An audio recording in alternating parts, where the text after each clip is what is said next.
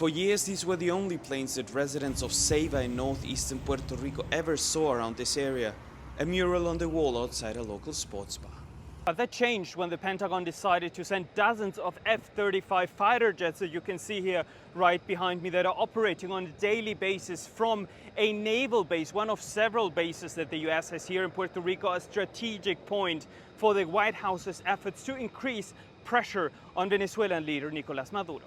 And it's not just planes arriving at Roosevelt Roads Naval Base, reopening for the first time since 2004. Crews have been upgrading taxiways and setting up tents. Communications gear and a mobile air traffic control tower have also been set up, this footage from a Reuters investigation shows. The sense of a military buildup is palpable in this town. This base brought a lot of advantages. We want the military movement because they're here to defend us. Whoever comes to throw bombs at us, they're here to defend us. The noise might be a problem now because there were years without the military base. But people get used to them, especially in this town.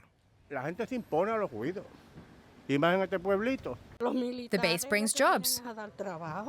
When the first jets arrived in September, there was concern about the base's location, the mayor of Ceiba told us. Having this naval base here means there was already military presence here. But when these planes first arrived, there was concern among residents of our town, since we know that these planes have specific missions. He dismissed concerns the base creates an additional risk in case of a direct military confrontation. We are already in the spotlight because we are a US territory, but having them here puts us at ease because US technology is very advanced.